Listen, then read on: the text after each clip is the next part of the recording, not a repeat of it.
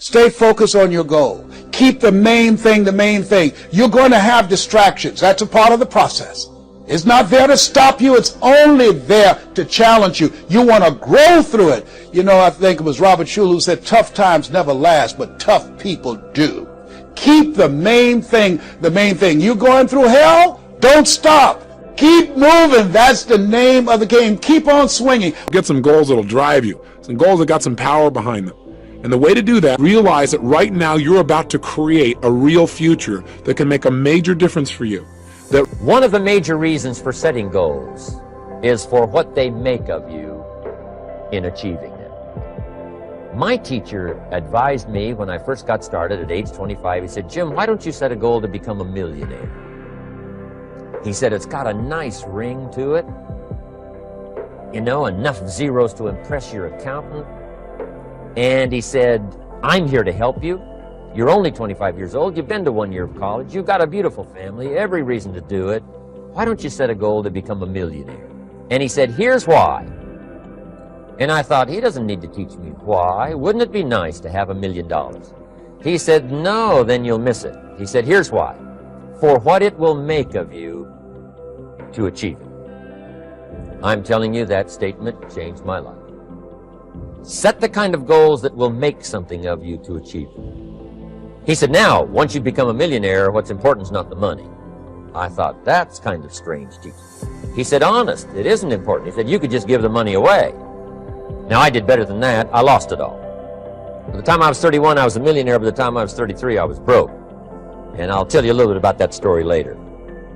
But when I lost all my money, guess what? I found out Mr. Schoaf was right. What was valuable was not the money. What was valuable was what I became to earn the money. The skills I had, the knowledge I had about the marketplace, the values that I had going for me. They were more valuable than the money. And here's an important statement to remember. It's not what you get that makes you valuable. It's what you become. So part of the key here is to set the kind of goals that will make something of you. Don't set them too low so that you don't have to grow and you don't have to read and you don't have to try and you don't have to stretch. Don't set them too low. And then don't sell out. Don't go for something that's going to cost you your virtue or cost you your values or sell out your principles. There's a good middle road here to follow. Goals that will inspire, goals that will help you grow, change, develop, and become better than you.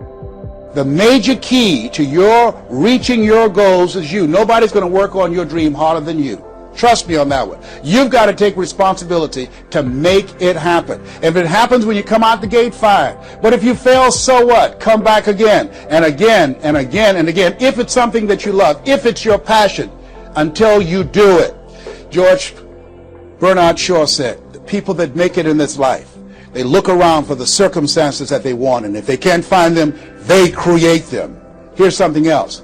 It's hard. When I bought the first home for my mother, and I didn't do a title search, and a guy sued me, and I had to move out from the big, beautiful home I bought her to a roach-infested home I moved her out of, and the neighbors came out and said, Mamie, y'all back? Yes, what happened?